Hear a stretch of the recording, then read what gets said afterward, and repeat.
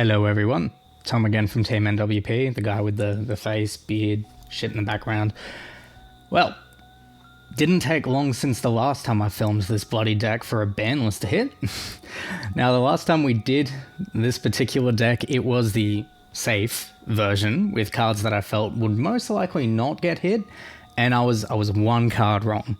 So last deck profile, the only card that got hit by the ban list from memory that was on there was just 10 drop Fu, and otherwise the deck is still good to go. A nice safer version. But now that we know what's on the ban list, what's not, and what we have to work with, here is the updated version.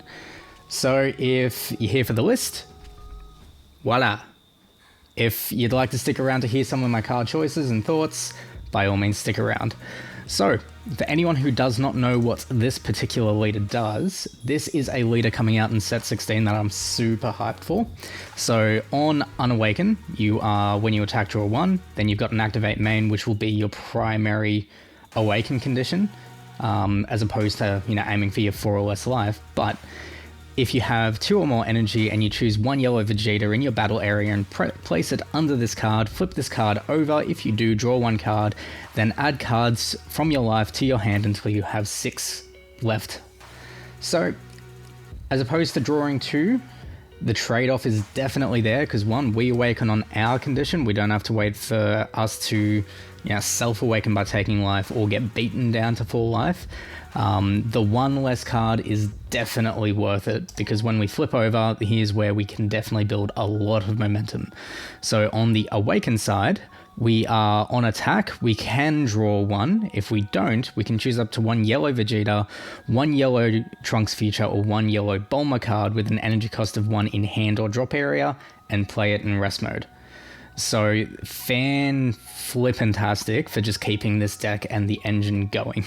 Like, the fact that you can choose the option of netting a card just from the top of your deck, or if you're playing one of the 1-drops, given that these can net you a card anyway just by playing them, and they're not played with their skills negated or anything like that, it's such a great utility. Moving on, the second auto is once per turn when you activate the X-Evolve skill from your hand, you draw a card. So this is somewhat reminiscent of the way the Kid Icarus leader worked before the errata, in the sense that you have one effect that will net you a card just on its own, which is just draw a card, play a card, and then you've got the other one, which is, when you combo with a card, you draw a card. So being able to use 2 different skills off 1 leader card to draw 2 cards per turn is fantastic. Now, the last thing that we got here, which is the main reason why you want to aim for that alternate awaken condition so that you can have some fuel for this, is activate battle once per turn, place 1 card from this card in its owner's drop area. This card gains 10k and double strike for the turn. Now, I have so far yet to actually use that to go in for the kill, but the fact that your opponent's always going to have to play around that just gives them one more thing to think about. Even if you don't use it, even if you use it defensively, like the fact that your opponent has to play around it is the main thing. But either way, it's a free combo when you think about it. A free 10k combo once per game. Nothing bad. Now, to get on into the list, a lot of what we see is probably going to be what is just generic yellow dot deck. We have Power of the Super Saiyan limited to 1, and that's the big hit from the ban list. So to somewhat circumvent that, we are maxing out on this new card.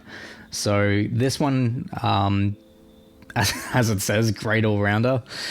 So this is kind of nuts. I would say it's better than Power of the Super Saiyan, whilst Power of a Super Saiyan you don't have to pay energy for, unless you do. This just gets you more. So activate battle. If your leader card is yellow, choose 1 of your cards and it gets 10k for the battle. Then you choose 1. If it's your turn, you choose up to 1 of your opponent's battle cards in rest mode, KO it. Kind of okay, but if it's your opponent's turn, draw 1 card, then choose 2 of your opponent's battle cards and switch them to rest mode. So we are getting the same overall value as Power of a Super Saiyan in that we draw a card, we rest a card, but we can rest 1 more in addition to that, which is great. And unlike Power of a Super Saiyan, we're not locked to using this once per turn, whereas we used that once per turn back before the limit 1, and we couldn't use it again. So outside of that, some of the main cards I want to talk about are mostly some of the new ones that are coming up. So jumping over to old mate here, SS Rose Goku Black Future on the line. This card's kind of crazy. So its permanent is mostly there for the Zamasu Goku Black Wish deck, or just, you know, any yellow-blue deck in general, really. But so auto limit 1, if your leader card is yellow, when this card is played, choose up to one of your opponent's non-leader cards and switch it to rest mode. Energy, unison, battle cards, just being able to hit anything outside the leader is crazy. Just absolutely crazy. And then its activate main, send this card to its owner's warp, draw one card, then choose up to one of your opponent's battle cards in rest mode and KO it. That is kind of okay in a sense that we can kind of loop it, because the activate battle is for 2 if you have 2 or more blue and or yellow battle cards, cards in your battle area and or combo area. You play this card from your hand or your warp. So you can activate battle, play this, and then maybe in the previous or next turn we can tap the 1, warp it away after attacking, then pay the 2 to bring it back in. So you can kind of just loop the 1 card over and over and over again, which is kind of crazy. But just a solid card all round.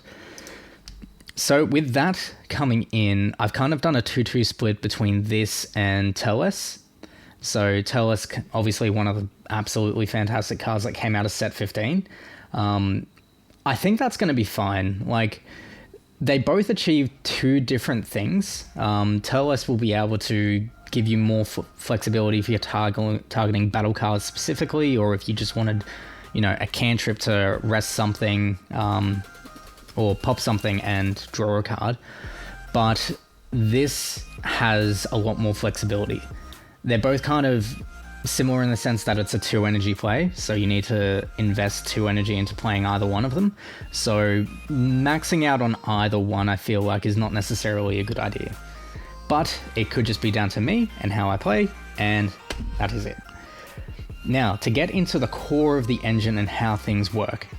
So with the 1-drop lineup, we're maxing out on the Vegeta, but then running a 3-3 split between this Trunks, which is from the new set, and this Trunks, which is ye old back of set 6 days. So this one, when you play it, it's you look at the top 3 cards of your deck and choose 1 yellow Saiyan among them, add them to your hand, and then shuffle the rest back.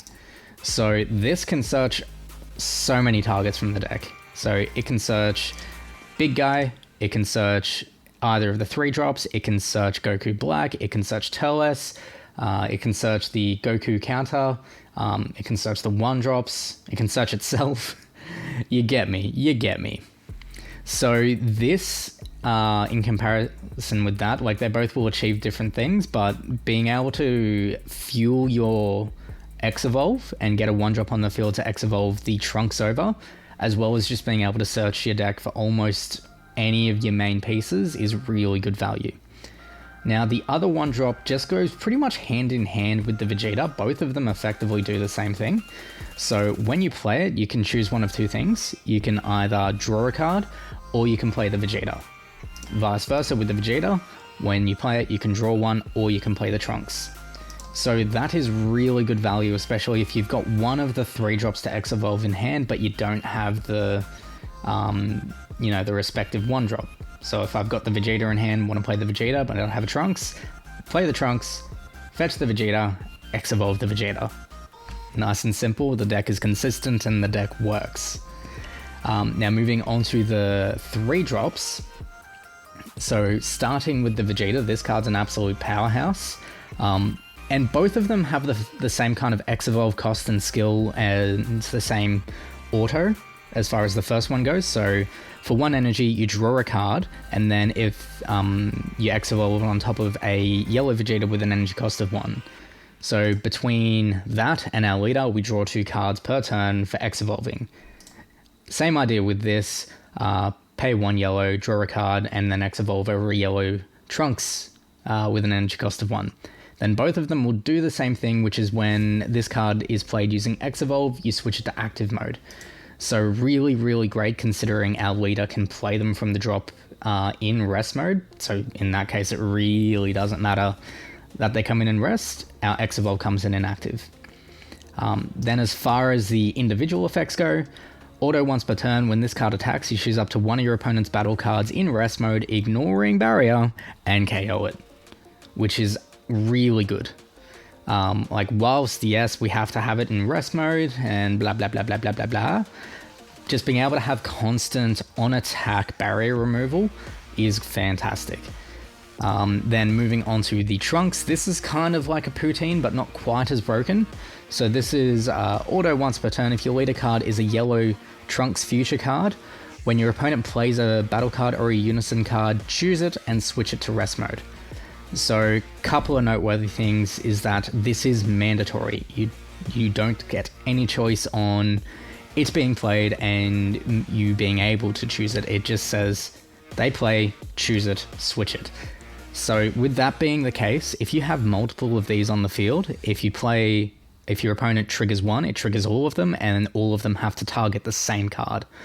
So having them stacked up is kind of okay because, you know, they're barrier blockers. They're going to be a pain for your opponent to deal with anyway, but it's not really as much value as what you'd think, considering, you know, if you've got three, you still only get one skill off, if that makes sense. Now, one caveat to this, which I'm not a fan of, both of them, with their X Evolve skill, have draw a card as the cost. So you pay one and you draw a card, that's your cost paid.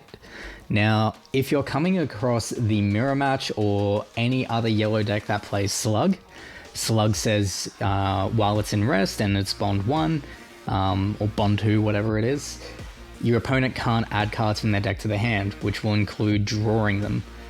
So what that means is that if you can't draw a card because your opponent has Slug out, you cannot fulfill the cost, therefore you cannot activate X Evolve. Kind of a pain. So if you're coming across a yellow deck, you really want to aim to get a Vegeta out as soon as possible so that we can get rid of it using our good old barrier removal. Otherwise, the deck kind of flops a little bit.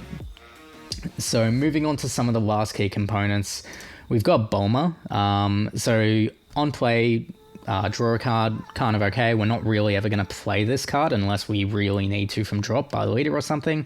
But it's activate main, limit 1. If your leader card is a mono yellow trunks future card and you discard this card from your hand, look at up to the top 7 cards of your deck, add up to 1 yellow Vegeta or 1 yellow trunks future card with an energy cost 3 or less. From among them, add them to your hand and then shuffle your deck. That is a mouthful of text to read. Gosh. Nonetheless, it is a searcher. It's a free searcher, which is the main thing. So you discard it, you replace itself, and if you look at how many targets we have 4, 8, 12, 15, 18. 18 targets that we can get from top 7. So that's really good odds for just not whiffing. So you should be able to hit something most of the time.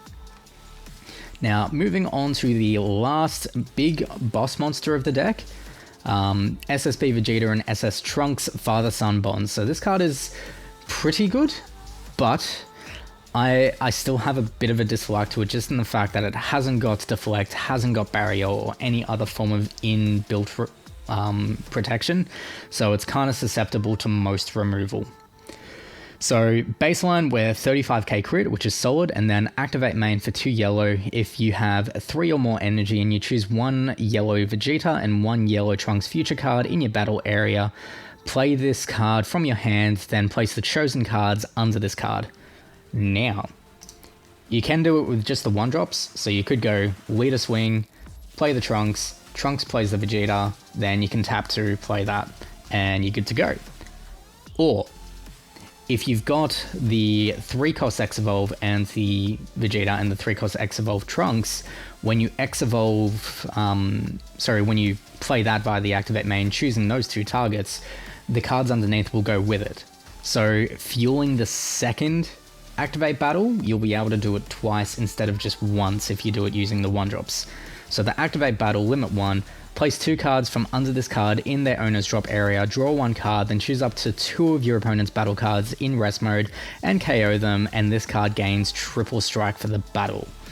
So the fact that we can do that mid-battle, so if our opponent negates, fine, we don't have to use it.